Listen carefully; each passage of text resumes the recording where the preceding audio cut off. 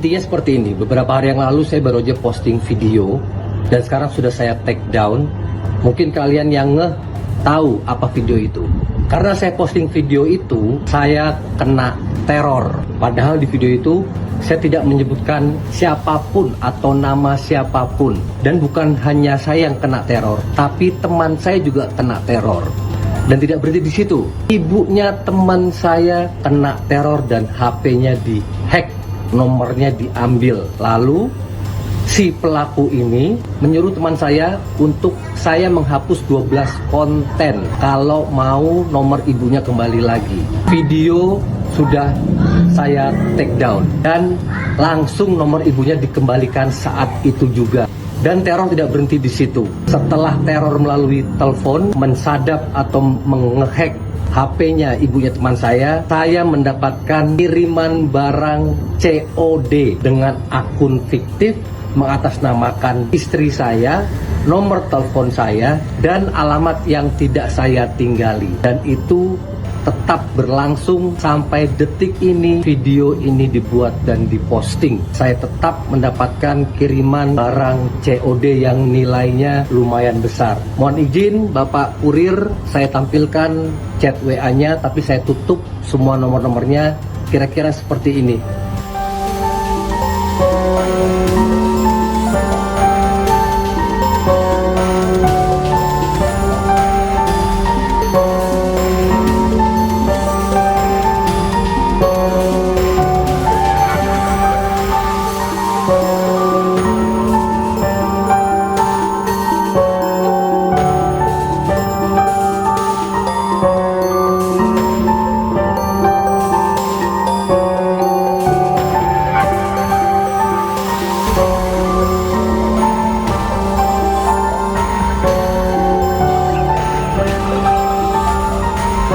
Berawal dari video berisi kritik yang dipublikasikan di media sosial, lalu muncul permintaan untuk menurunkan video dari orang tak dikenal, dialami aktor Yama Carlos. Serangan terbuka berupa kiriman paket barang COD, serta pesan singkat berisi ancaman diterima Yama bertubi-tubi. Apakah hal ini ada kaitannya dengan suara kritis yang disampaikan Yama?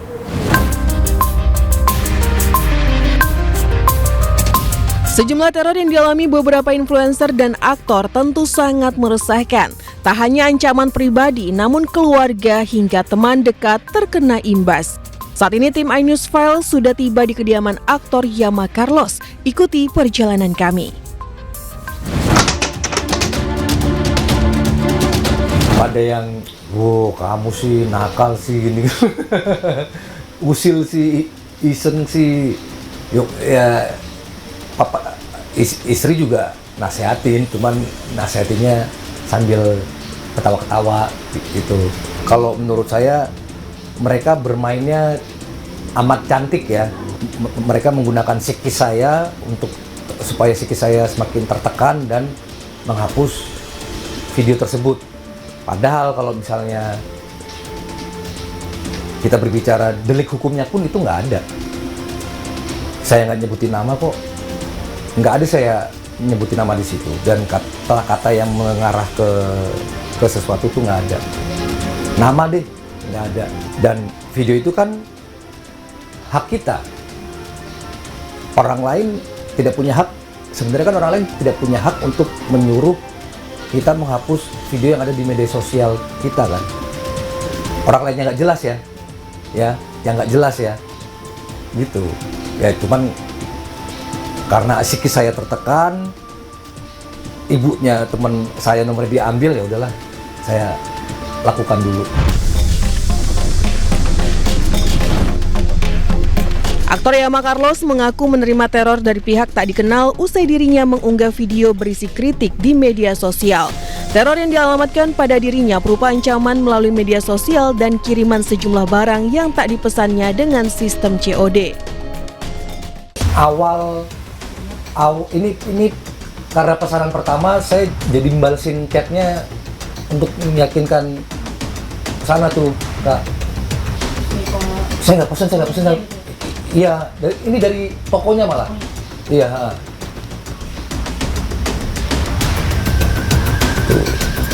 Itu masih di tanggal 25 itu atau udah ada? Ini di tanggal 25. Terus ini tuh Sanggar Pusaka. Ini barangnya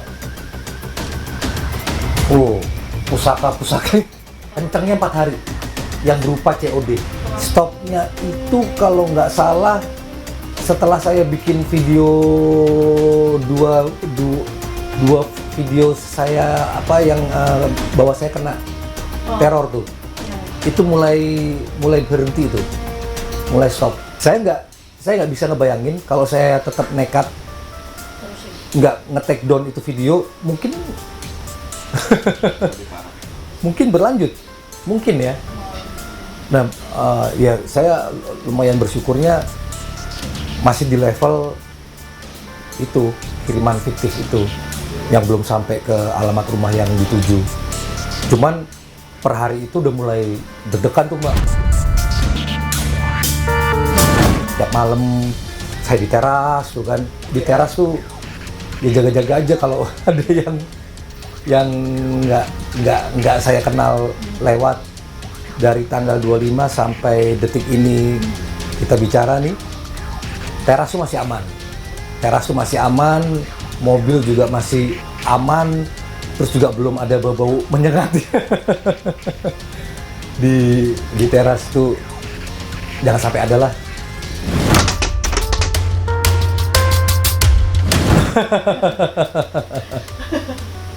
Kita lihat nanti lah. Kita lihat nanti. Cuman kan sebenarnya kan begini ya, kayak ya para pemimpin bilang silakan mengkritisi, silakan bersuara. Ini kan negara demokrasi, harusnya kita tidak boleh punya rasa ketakutan untuk menyuarakan dalam bentuk apapun. Apalagi ya saya kan ketika bikin video seperti yang saya bilang tadi, saya bermain di ranah satir, ranah lucu-lucuan, mungkin ranah impersonate, ranah parodi, dan itu tidak menyebutkan ke suatu nama gitu ya, harusnya dibebasin dong. Nah, kalau mau misalnya ada pihak-pihak yang tersinggung atau bagaimana, panggillah kami ini, dipanggil loh, ngobrol, jangan seperti ini. Nah, pelaku ini menurut saya pribadi itu bisa dari sisi manapun, ya, bisa dari sisi manapun dengan motif apapun, mau motif tersinggung, mau motif merasa terganggu, mau motif merasa terancam, atau mau motif adu domba.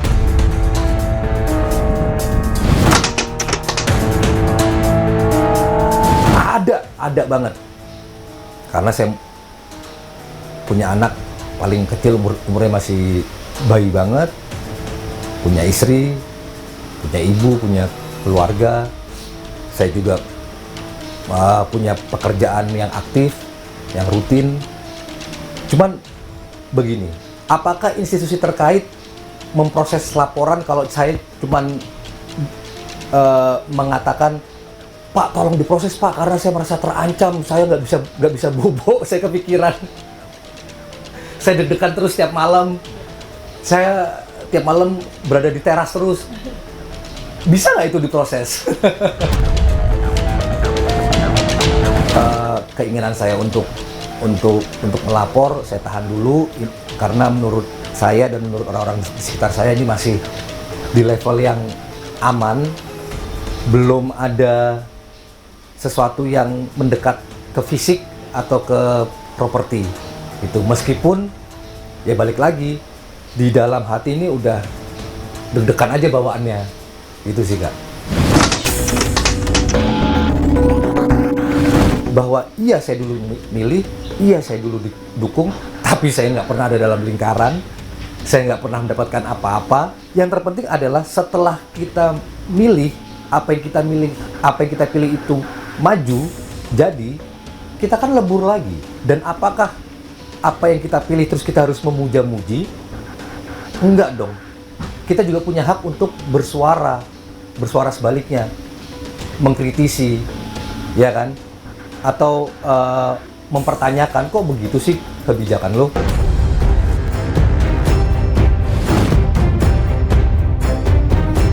Jadi itu merupakan konfirmasi bahwa itu ada. Kalau mereka benar, kenapa harus pakai teror? Kalau memang berita tidak benar, bawa ke pengadilan. Begitu.